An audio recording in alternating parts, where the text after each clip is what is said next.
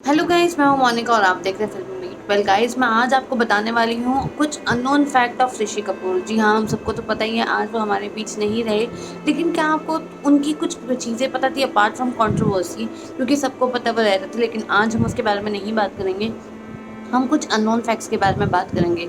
जी हाँ, तो सबसे पहले मैं आपको ये चीज़ें बता दूँ कि ऋषि कपूर के बारे में कौन नहीं जानता कि हमारे बॉलीवुड में सिर्फ़ एक ही ख़ानदान है जो फ़िल्मी बैकग्राउंड से आया है, जो फ़िल्मी ख़ानदान है, और वो है कपूर ख़ानदान। ये तो हम सबको पता है। तो ये सबको पता है कि स्टार्ट हुआ था किससे? ये स्टार्ट हुआ था पृथ्वीराज कपूर से। जी हाँ, वो पहले आए एंड देन ये लेगेसी आगे पास होते गई।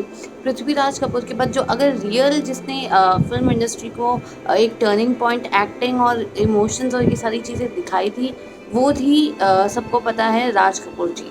जी हाँ, राज कपूर ने अपनी पूरी जान लगा दी अपनी एक्टिंग में और अपने स्किल्स में, फ़िल्मों को एक अलग ही पहलू का रूप दिया।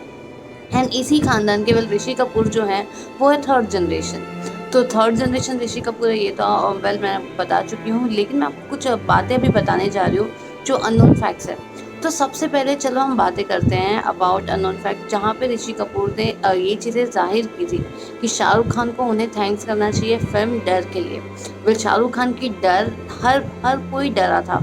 उनकी एक्टिंग ने एज अ विलन जो किया था शाहरुख खान ने, हर कोई उनसे थोड़ा थोड़ा डर गया था।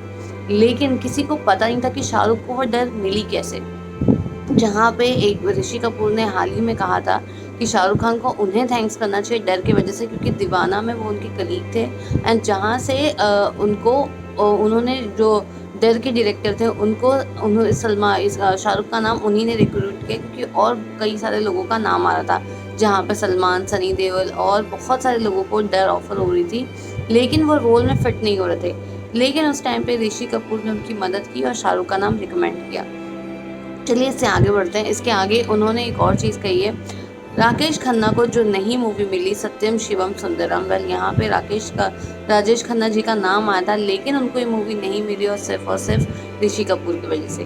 तो ऋषि कपूर ने जाने उनको ये तक भी कह दिया कि हाँ, आप मुझे ब्लेम कर सकते हो। यूजुअली कोई सेलिब्रिटीज़ ये ब्लेम लेता नहीं है कि मेरे वजह से इसे फिल्म नहीं मिली या उसे फिल्म नहीं मिली या मुझे मिल गई। कोई भी ये चीज़ नहीं कहता, बल्कि सबको पता है कि यूजुअली जो एक्टर्स होते हैं वो फर्स्ट सिलेक्शन होते हैं या फिर सेकंड सिलेक्शन होता है, या किसी के पास नहीं गई तो फिर उनके पास आती है। ये हर किसी को पता है, इंडस्ट्री का ये पैटर्न है। लेकिन कोई ब्लेम अपने आप ऊपर नहीं लेता कि मेरे वजह से इसे फिल्म नहीं मिली। यूजुअली लोग कहते हैं उसने नहीं किया तो मैंने किया। तो ऋषि कपूर ने ये तक भी अपने ऊपर इल्ज़ाम लगा लिए थे कि उनके वजह से राजेश खन्ना को सत्यम शिवम सुंदरम नहीं मिली। इसके बाद उन्होंने अपने फिल्म करियर में, जी हाँ, मूवी में उन्होंने एक बार लेडीज़ ट्राउज़र पहना था, क्योंकि एक्चुअली वो कोई कैरेक्टर नहीं था, बल्कि वो जेंट्स का ही था, रोल था, लेकिन उनको मिला नहीं कुछ। तो उन्होंने उस टाइम पे शूट ना रुके और कुछ डिले ना हो, इसीलिए उन्होंने उस टाइम पे लेडीज़ ट्राउज़र जो उनको कम मिला, उन्होंने वो पहन लिया था। जी हाँ, तो वो मूवीज़ में इतने इन्वॉल्व थे, अपने कैरेक्टर्स को लेके इतने इन्वॉल्व और इतनी मेहनत करते थे, और उनको चाहिए रहता था हर चीज़ परफेक्ट। लेकिन अगर कुछ एडजस्टमेंट भी होती है तो वो कभी एडजस्टमेंट के लिए उन्होंने मना नहीं किया था।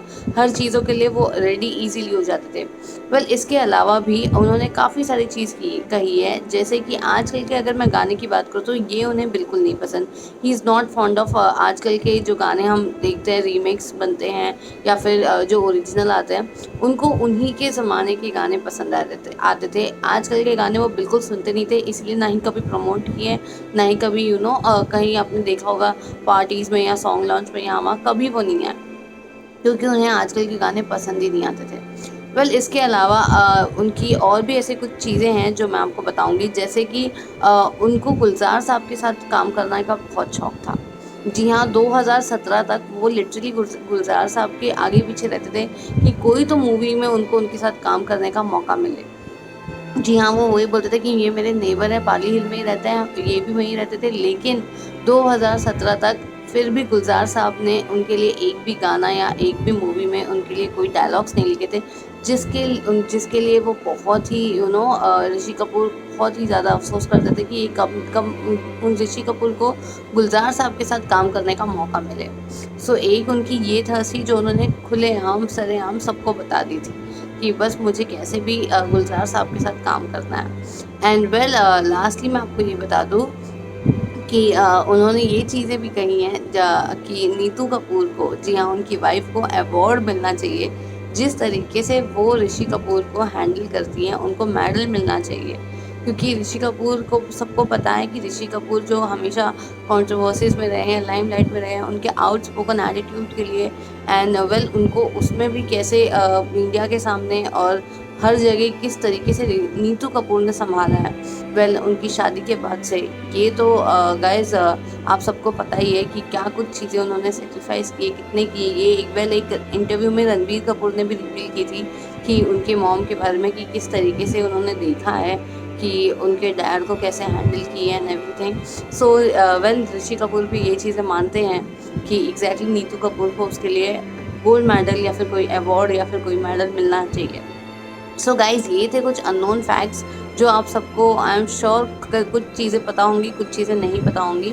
सो गाइज़ इसके बाद मैं आपको और भी कई सारी चीज़ें बताने वाली हूँ अगले वीडियो में। तो अगर आप बने रहेंगे तो मैं आपको डेफ़िनेटली बताऊँगी कि ऋषि कपूर के टॉप 5 डायलॉग्स। तो कहीं जाइएगा नहीं और हमारे चैनल को देखते रहिए बिकॉज़ हम सारी अपडेट्स लेके आएँगे ऋषि कपूर से related. Thank you so much.